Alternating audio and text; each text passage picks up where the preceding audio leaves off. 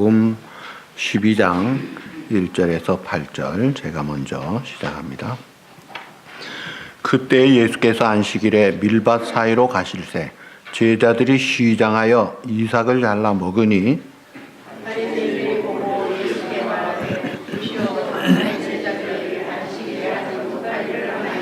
예수께서 이르시되 다윗이 자기와 그 함께한 자들이 시장할 때 한 일을 읽지 못하였느냐? 그가 하나님의 전에 들어가서 제사장 외에는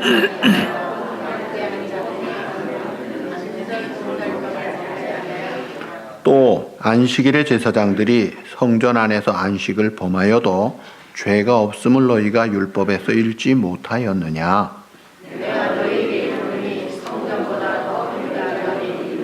나는 자비를 원하고 제사를 원하지 아니하노라 하신 뜻을 너희가 알았더라면 무죄한 자를 정죄하지 아니하였으리라.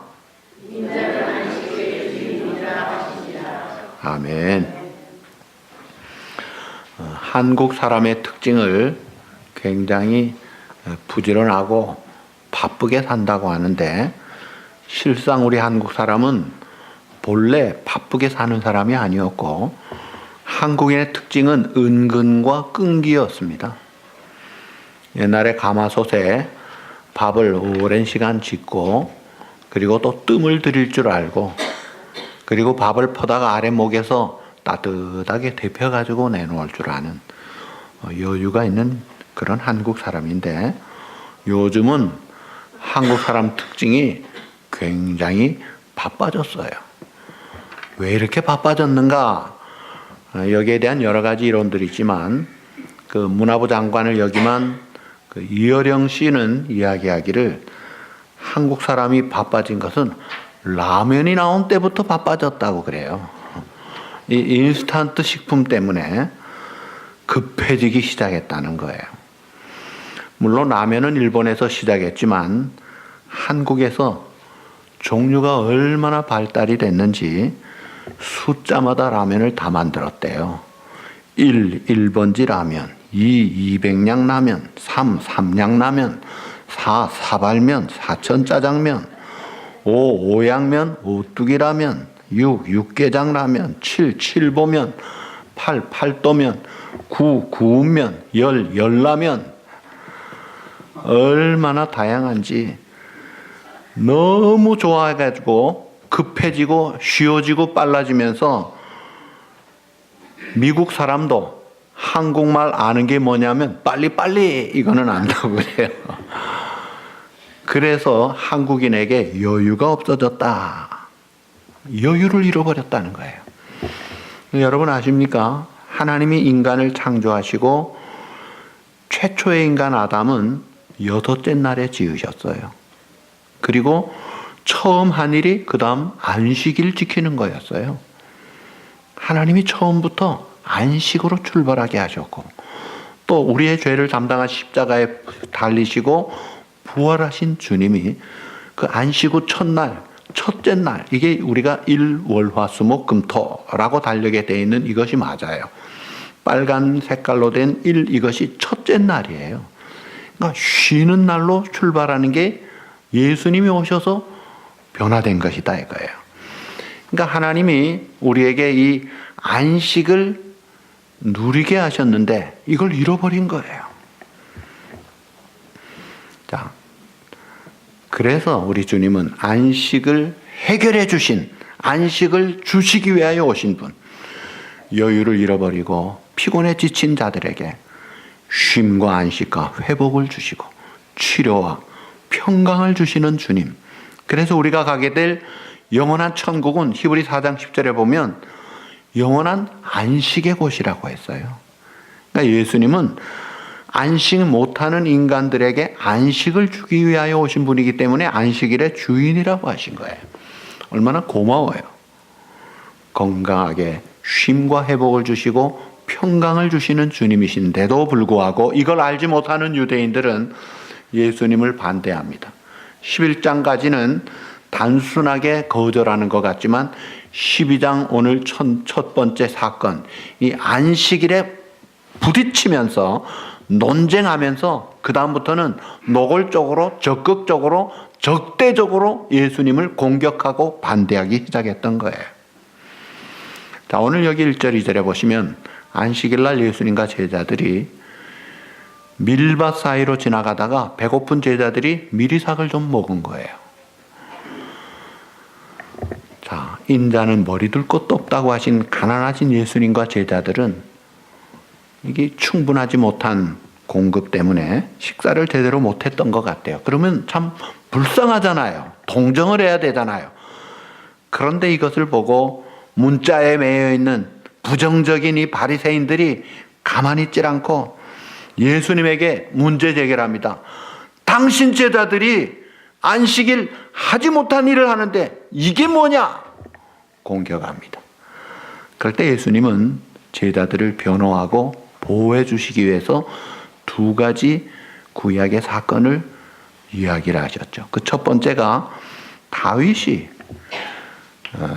3일 동안 그 부하들과 함께 굶주려 있다가 놉이라는 곳에 성전에 가서 제사장 아비아달에게 찾아가서 아유 제사장님 우리가 너무 굶주려서 허기가 진데 먹을 것이 없습니까? 그럴 때 이 제사장이 진설병 외에는 없습니다.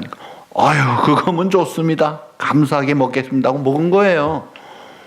그 진설병 율법에는 일주일에 한 번씩 그 6개, 12개를 놓고 안식일 갈아채우면서 제사장들이 성소 안에서 먹는 거로 되어 있는데 다윗은 제사장도 아닌데 그 부하들도 제사장이 아닌데 먹었다는 거예요.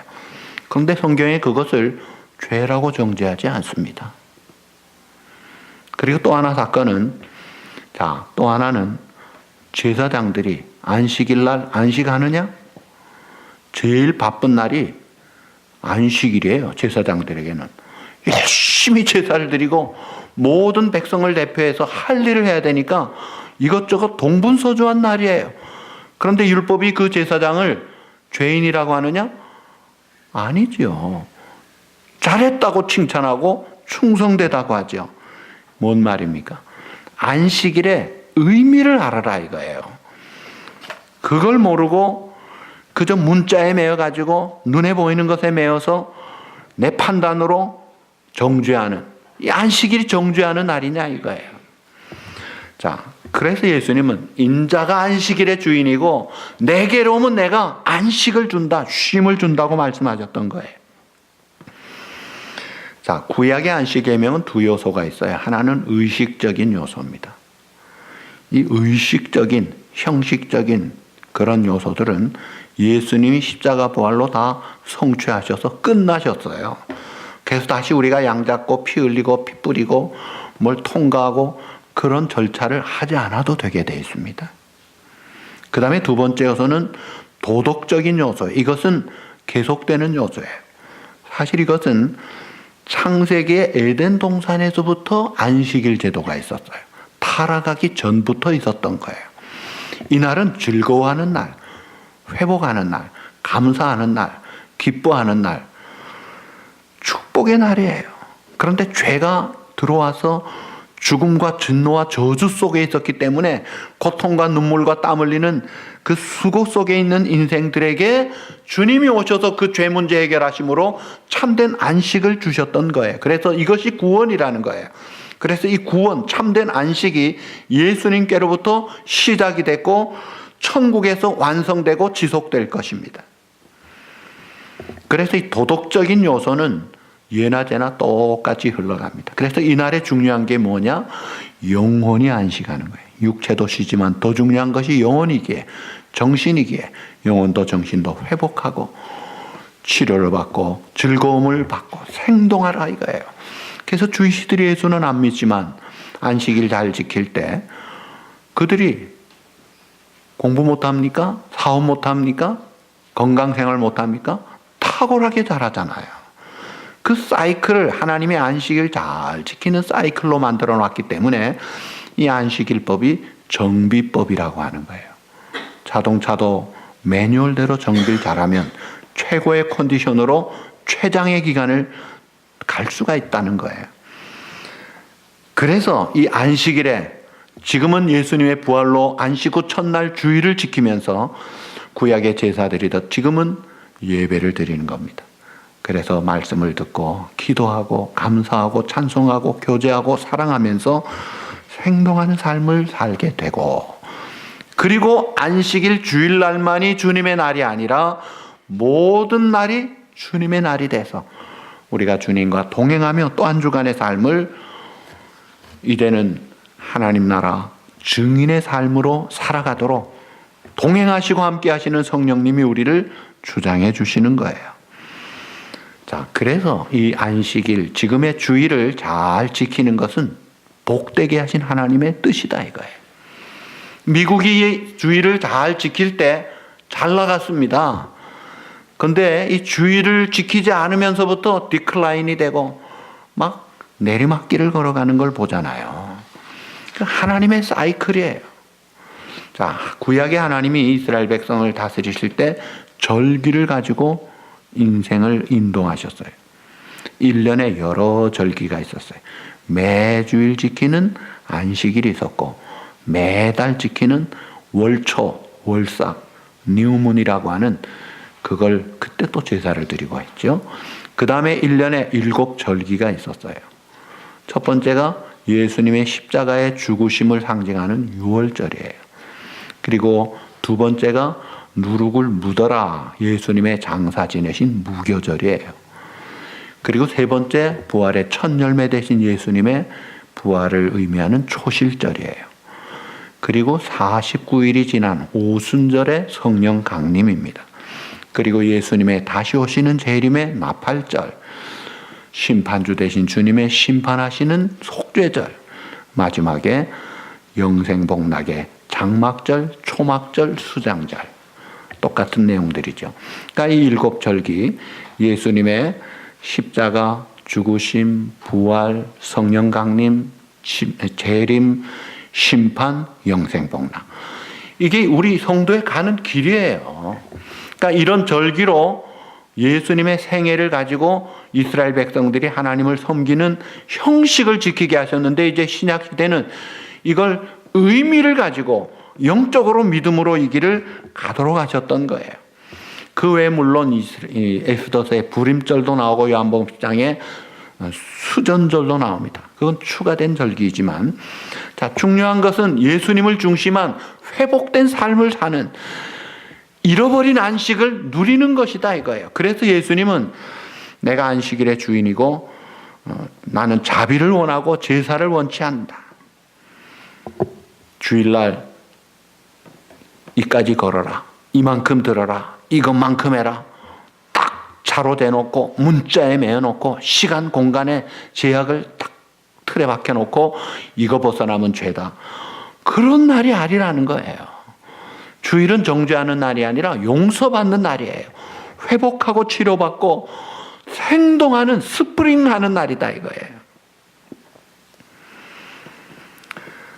그리고 이제 구약의 제사장들의 이야기를 하셨는데, 제사장, 프리스트, 히브리 구약 단어로 코헨이라고 합니다. 자, 이 제사장의 역할, 기름 부음 받은 제사장은 백성을 대표해서 하나님 앞에 감사도 드리고 하나님의 뜻을 묻기도 하지만 제일 중요한 것이 희생제사로 죄 용서함을 받는 거예요. 그래서 문제 해결을 받는 역사를 앞장서서 했어요. 그러니까 구약의 기름 부음 받은 제사장, 선지자, 왕 3종직이 있는데, 이 3직이, 제사장은 백성을 대표해서 기도하는 것이 최고의 중요한 사명이에요. 선지자는 하나님을 대리해서 하나님의 말씀을 증거하는 것이 최고의 사명이에요. 왕은 하나님의 왕 대신 만왕의 왕의 뜻을 이루도록 하는 것이 그 사명인데, 이것을 예수님이 가지셨고 예수 믿는 성도들이 왕 같은 제사장이요 증인이요 삼중직을 가지고 우리가 이 시대에 내 자신의 죄부터, 내 가족의 죄부터 하나님 앞에 회개하고, 또 우리 백성, 우리 민족의 죄를 짊어지고 에스라같이 하나님 앞에 엎드리는 이 사명 감당할 때 제대로 제사장을 감당하는 것이고, 또 복음의 증인의 역할을 감당할 때 선지자적 사명을 감당하는 것이고, 또 하나님의 뜻을 따라 사랑하며 감사하며 화평의 메이커로 충성스럽게 살아갈 때 라이프 메신저로서의 왕적인 사역을 감당하는 것입니다. 이것이 이제 구약에 나타난 형식, 문자, 의식에 매인 것들이 신약에서 예수님 안에서 이제 영적으로 회복이 되어서 오늘 우리가 그것을 따라가야 되는 것이다. 제사장의 이 의무가 제일 중요한 것이 매일 드리는 상번제라고 했어요. 매일 번제를 드립니다. 왜냐하면 매일 우리가 죄를 짓고 있기 때문에 그 죄를 용서하는 제사를 하나님께 드리고, 그 외에도 율법을 가르치기도 합니다. 또 하나님의 뜻을 묻기 위해서 우림과 둠밈을 가지고 하나님 앞에 나아가서 묻기도 하고, 또 재판관의 역할도 하고, 간음한 여인을 검증하고 문둥병자를 가려내고, 나시린의 정결 예물을 같이 관여하고 서원제도 같이 드리게 하고, 또 전쟁이나 축제일에는 나팔을 불러서 나팔수의 역할, 알리는 역할도 하고, 또 민수기 6장에 보면 백성들을 축복하는 일을 제사장들이 맡았는데, 오늘 우리가 그 제사장의 역할을 해야 된다는 거예요. 의미적으로 그 일을 하고 있느냐 이거예요. 영광스러운, 그러면서 매우 중요한 사명입니다. 그래서 우리가 이 사명 잘 감당할 때 아픈 관계가, 그 맺혔던 관계들이 풀어지는 거예요. 문제가 해결되고 매듭이 풀려지는 거예요. 합력의 선을 하나님의 놀라운 은혜와 축복과 평강이 임하는 것이죠. 그리고 제사장의 제사는 구약에 보시면 첫째 아들과 첫 짐승의 이 첫 아들과 첫 새끼, 그리고 첫 수확물 대신 바친 돈이라고 했고, 또 제사 때 바치는 희생제물, 요제물, 거제물, 소제물의 일부, 그리고 레위인이 받은 11조의 일부, 그 다음에 레위인들이 거주했던 48개 성 중에 13성읍, 그것이 제사장들의 재산이었어요. 근데 사실은 제사장들의 제일 첫 번째 재산은 그것이 아닙니다. 제일 첫 번째 제사장들의 재산은 하나님의 재산이었어요. 하나님께서 아브라함에게 창세기 15장에 아브라함아 두려워하지 말라. 나는 너의 방패요. 따라합시다. 너의 상급이라. 내가 내 상급이다. 와, 하나님이 우리의 상급이래요. 예레미야 3장에 보면 생각하건대 여호와는, 따라합시다, 우리의 기업이라. 하나님이 우리의 기업이라는 거예요. 그래서 다윗은 하나님이 내 목자가 되니까 내가 부족함이 없고 내 잔이 어떻게 해요? 넘치나이다. 사망의 흠침한 골짜기에서 그런 고백을 하는 것이 하나님이 최고 재산이라는 거예요.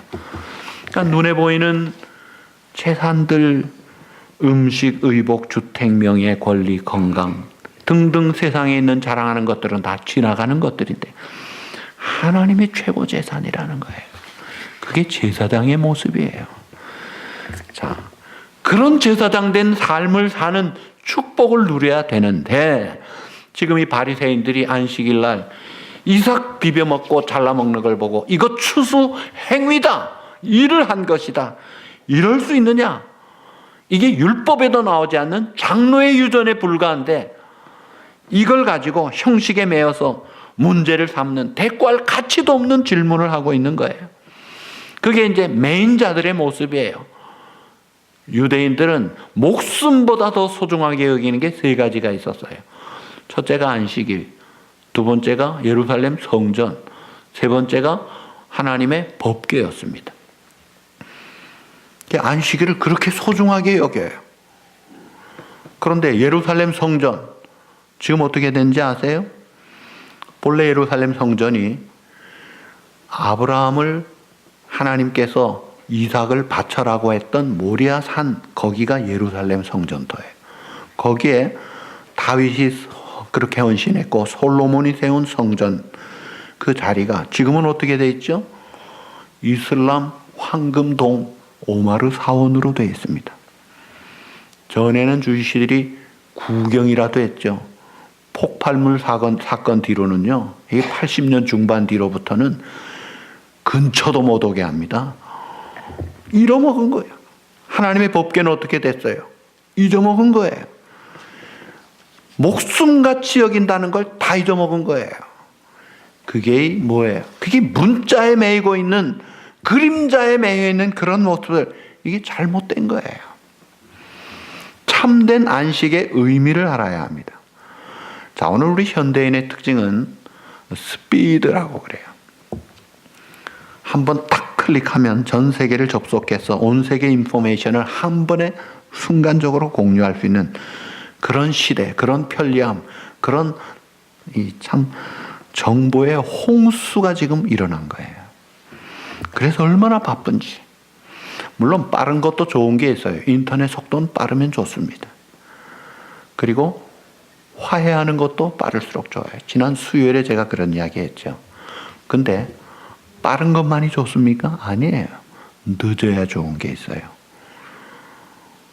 건축 공사는요, 천천히 제대로 해야지 날림으로 해가지고요 와르르 무너집니다. 전원주택도요, 하루아침에 지은 날림은요 며칠 못 가서 그건 무너집니다. 김장김치도 오래돼야 제대로 맛을 내는 거예요. 이 시간이 필요한 게 있어요. 근데 현대인들은 느리다는 것을 게으름으로 생각하고 정죄하는 경향이 있는데 이게 틀린 거예요. 그래서 지금 세계적으로 또 한국에서도 계속해서 베스트셀러로 나오는 느리게 산다는 것의 의미라는 책이 있어요.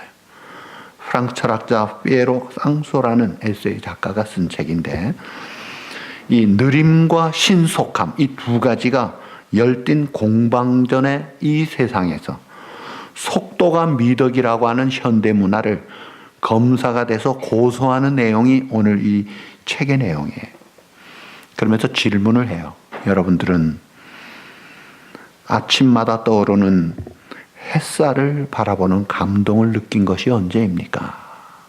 여러분 언제 느껴보셨어요? 아침 해가 뜰 때, 이야, 여명이 밝았구나, 아름답구나, 생동하구나. 언제 느껴봤어요? 우리 동네는 해가 안 뜨나? 날마다 뜨고 있어요. 또 해가 질 때 낙조, 그 석양에 그 모습을 바라보았습니까? 시뻘건 석양만이 아니라도 언제 베토벤의 환희의 합창 교향곡 감상을 여유 있게 한번 들어보셨습니까? 클릭하면 금방 들을 수도 있는데 여유가 없다는 거예요.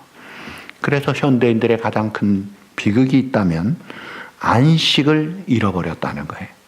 그래서 현대 문화를 구원하는 것은 안식을 회복하는 것이다 하는 것이 그 책의 내용이에요. 여러분, 안식하면은 저 팔자 좋은 사람이라 그렇지 먹고 살기 바쁜데 무슨 안식이냐는데, 여러분 그게 아니에요. 시간이 문제가 아니에요. 오랜 시간 안식한다고 해도 잘못하면요 그건 안식이 아닙니다. 짧은 시간에도 의미를 알고 한다면 그건 충분한 안식이 될 수 있어요. 자, 그래서 이 안식의 의미가 중요한 것인데, 참된 안식의 의미가 뭐냐 이거예요. 이 질문의 대답을 찾으려면 안식을 처음으로 만드신, 안식이 필요하다고 가르쳐 주시고 이걸 지키라고 하신 안식일의 주인 되신 하나님을 바라보아야 돼요. 하나님의 음성을 들어야 돼요. 여러분, 이 땅에 존재하는 것 중에 안식이 필요 없는 존재는 유일하게 있다면 하나님밖에 없죠. 전능하신 분이니까. 그런데 하나님도 엿새 동안 창조하시고 이래 되는 날 하나님도 쉬셨다고 했어요. 그리고 죄 짓기 전에 에덴 동산에서부터 우리들에게 쉼을 주시고 안식을 주셨다는 거예요. 이 중요한 안식의 의미를 찾아야 합니다. 안식의 의미는 세 가지예요. 첫째가 과거를 되돌아보는 거예요. 하나님은 매일 창조하시고 보시기에 좋았더라. 마지막 날에는 심히 좋았더라. So good. 그게 뭐예요? 다 마치고 나서 즐거워하는 거예요. 되돌아보는 거예요. 그러니까 이 안식은 과거를 되돌아보는 것입니다. 그러면서 감사할 걸 감사하고 즐거워하고 기뻐하고 또 부족한 면들을 찾아서 준비하고 그 과거를 돌아볼 줄 알아야 된다 이거예요. 어떤 사람은 참 죽어라 하고 일하고 죽는 사람이 있어요. 그러니까 삶의 여유를 잃어버린 사람이에요. 그런데 이 부지런한 사람 특징 중에 쉬지를 못하는 특징을 가지고 있는데 이게 문제예요. 지나치게 바쁘고 서둘러 살다가 일찍이 가는 사람이 있어요. 그래서 아이고 우리는 굵고 짧게 살지 하고 가는 듯한데 그게 진짜냐 이거예요. 여러분 세속적 가치관에 설득이 되거나 영향을 받은 까닭에 그런 경향으로 흘러갑니다. 세속적 가치관은 실용주의고 기능주의적이에요. 그래서 생산성이 없으면 이거는 죄가 되는 줄 알고 늘 뭐가 만들어져야만 되고 이익이 돼야 되고 수입이 있어야만 되는 줄 아는데 그래서 움직이는 시간이 생산이라고 하는데 움직이지 않은 것을 낭비라고 생각하는 이게 문제예요. 여러분 기독교 가치관 중에는 이 신미적 가치관이라는 게 있습니다. 뭐냐면 하나님의 솜씨, 하나님의 손길, 하나님의 창조와 역사를 바라보는 그 여유를 가지는 거예요. 자, 이스라엘 백성이 바로 군대에게 쫓겨서 막 도망가면서 홍해 바다 앞에 섰습니다. 뒤에는 바로 군대가 추격합니다. 죽이려고 합니다. 앞에는 넘실거리는 바다가 있습니다. 이 위기의 순간, 일촉즉발의 이 정신없는 순간인데 하나님의 처방이 뭐예요? 동작 그만. 가만히 있어라. 그리고 여호와께서 어떻게 하는지를 보라. 너희 가만히 있어. 조용해. 그리고 구경만 해. 안식을 주시면서 놀랍게 전환시켜 버리시는 거예요. 자, 예수님도 사랑하는 제자들과 함께 길을 가다가 전도보고를 하려고 서두르는 제자들에게 잠깐 스텝 다운. 저 공중의 새를 보아라. 들의 꽃을 보아라. 여유를 찾고 생각을 하게 하시고 뭘 찾게 하시잖아요. 먼저 쉬자. 쉼을 하시는 주님의 그런 모습. 자, 우리가 이 쉼을 통해서 감사를 회복하고 찬양을 회복하고 예배를 회복하고 잃었던 생동함을 회복할 수 있는 시간을 갖는 거예요. 그리고 이 천국은 영원한 안식이 계속되는 곳이다 이거예요. 그래서 예배를 회복하고 감사가 충만한 삶을 누리게 하는 그 천국을 향해 우리가 나아가는 거예요. 그러니까 이 안식은 과거를 되돌아보면서 감사와 즐거움을 회복하라. 두 번째로 현재를 새롭게 하는 것입니다. 그래서 과거를 돌아보고 내 육신의 피곤도 회복하고 정서적이고 정신적인 피곤도 회복하고 영적인 것도 회복하는 그런 도움을 받도록 해야 됩니다. 그래서 하나님은 안식일을 복주사 거룩하게 하셨다. 창세기 2장에 나와요.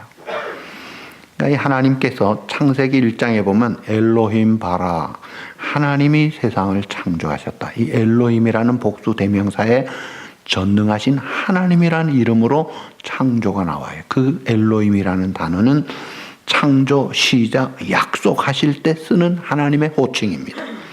그런데 이 창세기 2장 4절 이하에 보면 여호와라는 야훼라는 이 여호와라는 다른 하나님의 이름이 나와요. 그러니까 엘로힘 하나님은 창조, 시작, 약속을 맺으셨다면 여호와 하나님은 창조하신 것, 시작하신 것, 약속하신 것을 성취하시고 복을 주시는 하나님. 그래서 창세기 2장 4절에 여호와께서 안식일을 복주사 거룩하게 하셨다. 하나님이 회복하게 하시고 복되게 하시고 거룩하게 하셨다는 거예요. 그게 이제 안식의 중요한 의미예요. 자, 중세기 수도사들은 수도를 하다가 너무 힘들면 안식년을 맞이하면 더 깊은 광야, 더 메마른 사막으로 나가서 안식년을 가집니다. 그래서 복되게 회복을 하더라 이거예요. 자, 우리도 그래서 내가 여유를 가지고 때로는 짧은 시간이지만 하나님의 은혜를 기억하고 찬송을 묵상하면서 우리 교회 웹사이트에 가면 찬송이 있잖아요. 그 찬송을 한번 들어보시라고요. 감사하면서 묵상을 해보세요. 회복이 되고 치료를 받고 힘을 얻잖아요. 때로는 노는 것, 이 놀이도 우리를 회복하게 합니다. 한국 사람들 부지런해가지고 노는 것에 대한 거부감이 많은데 놀이를 두려워하지 마십시오. 예를 들면 볼링. 우리 오늘 대표 기도하는 손인철 집사가 뉴저지 최고 점수를 땄다고 하잖아요. 팍! 볼링이 노는 거예요. 할 줄 아시죠, 여러분? 근데 이거는 수도원에서 출발한 겁니다. 이 볼링 교과서 1페이지에 보면 볼링의 시조가 누구냐? 마틴 루터라고 나와 있습니다. 이게 다 필요한 것들이더라 이게. 그래서 내 정신을 다 순전하게 하고 회복하는데, 그러나 놀이에 빠지지는 마십시오. 건강하지 못한 놀이도 있어요. 그 그린필드에서 골프 치는 거 얼마나 좋아요. 걷는 거 얼마나 좋아요. 그런데 돈 내기 골프하면서 스트레스를 다 받고 돈도 잃고 스트레스를 받아가지고 갔다 와서 씩씩거리고, 그거는요 노는 게 아니에요. 주눅 드는 거예요. 그런 식으로 놀지 마십시오. 그거는 아닙니다. 회복에 도움이 돼야 됩니다. 그래서 여러분 어린아이들 자녀들과 함께 있으면 동네 공원이 많잖아요. 걸을 때가 있잖아요. 한 바퀴만 돌아보세요. 공원에 가서 애들이랑 잠깐 시간 같이 있어줘 보세요. 얼마나 애들이 까르르거리고 좋아하고 즐거워하고, 나중에 커가지고 너 제일 좋았던 추억이 뭐냐? 아빠하고 동네 걸었던 거, 공원에 가서 놀았던 거, 그걸 기억한다 이거예요. 그러니까 이런 그 놀이도 회복에 굉장히 도움을 줍니다. 그리고 때로는 아무것도 안 하는 것이 훌륭한 안식일 수도 있어요. 유명한 프랑스의 떼제 공동체가 있어요. 수많은 젊은이들이 갑니다. 근데 거기에 특징은 하나예요. 각 나라 말로 한 단어가 있습니다. 침묵이라는 말이에요. silence. 침묵. 조용해라. 예배실에 조용히 기도하고 찬송하는 거 외에는 소리가 없어요. 그런데 이상하게 많은 사람들이, 젊은이들이 갔다가 와서 치료를 받고 회복을 해요. 그것도 중요하더라 이거예요. 그래서 조용히 침묵 속에 명상하는 거, 그러면서 기도하고 묵상하는 거, 이게 얼마나 하나님 앞에 가까이 나가게 하고 전환을 시키는지 놀라운 치료를. 그리고 여러분 몸이 아플 때 어떻게 해요? 뭘 합니까? 아무것도 못 하잖아요. 그러면 아무것도 못 하는데 치료는 되는 거예요. 그러니까 아무것도 안 하는 것 같아도 그게 회복이 되는 시간이더라 이거예요. 그러니까 이 안식이라는 것이 꼭 뭘 일 만들어 가지고 살아야만 되고 이익이 있어야만 되고 내가 원하는 목적대로 달성을 해야만 되는 것이 아니고, 때로는 여유가 있고 쉼이 있고 평안함이 있고 즐거움이 있고 아무것도 하지 않는 것 속에서도 얼마든지 되더라는 거예요. 그래서 과거를 되돌아보고 감사와 즐거움을 회복하고, 현재 내 이 피곤한 지친 것들을 회복하고, 그 다음에는 이제 미래를 창조하는 거예요. 영감을 얻는 것입니다. 그래서 하나님 앞에 가까이 나가고 말씀 묵상하고 기도하면서 내 문제에 해답을 받는 거예요. 은혜를 받고 위로를 받고 전환이 되는 것이죠. 이 세상의 문화도요, 땀 흘리는 노동 현장에서 발달되는 것이 아니라 동굴에서 이루어졌다는 걸 아십니까? 비가 오고 바람 불고 일 못하는 날 동굴에 있으면서 가만히 있는데 그때 생각나는 것들을 기록하고 그리고 생각하면서 문화가 발달이 된 거예요. 그러니까 이 안식이라는 것이 과거를 되돌아보고 현재를 새롭게 하고 미래를 창조해가는 이 중요한 안식인데, 본래 이 안식이 에덴 동산에서는 있었는데 왜 깨어졌느냐? 죄 때문이에요. 안식을 잃어버린 원인이 죄라는 거예요. 죄가 들어와 가지고 평안을 가져갔습니다. 여유를 가져갔습니다. 소망을 가져갔습니다. 아주 독기스러운 독소들만 우리 속에 심어가지고 스트레스와 긴장과 불안 속에서 주눅이 들게 만들고 있는 이 죄 때문인데, 이 죄 많은 세상에 우리를 구원하러 오신 독생자 중보자 예수님께서, 그래서 지난주 마태복음 11장 28절에 수고하고 무거운 죄짐 속에 진노와 저주 속에 있는 우리들을 인바이트 하시는 거예요. 수고하고 무거운 짐진 자들아 다 내게로 오라. 내가 너희를 어떻게 하리라? 쉬게 하리라. 쉼을 주고 회복을 하고 안식을 주고 평안을 주시겠다는 거예요.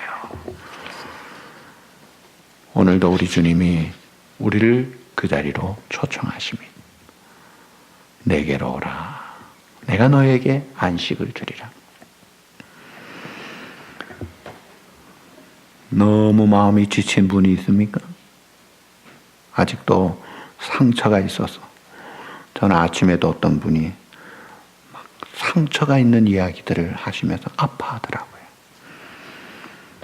이걸 어떻게 해야 될지. 그게 우리 현실이에요. 그런데 안식을 줄 수 있는 분은 주님이시다 이거예요. 주님만이 주실 수 있어요. 왜냐하면 주님이 안식의 주인이시기 때문에. 그래서 우리가 예배 드릴 때마다 그 주님께 나아가는 거예요. 아픔도 좌절도 고통도 당황도 하나님 앞에 내려놓는 거예요. 원망도 내 무거운 짐도 하나님 앞에 다 내려놓는 거예요. 그리고 그분 안에 들어가는 겁니다. 그분의 품에 안기는 거예요. 그분의 사랑 속에 빠지고 그분의 음성을 듣는 거예요. 내가 너희를 쉬게 하리라. 내가 주는 평안은 세상이 주는 것 같지 아니하니라. 참되고 영원한 평안을 주노라.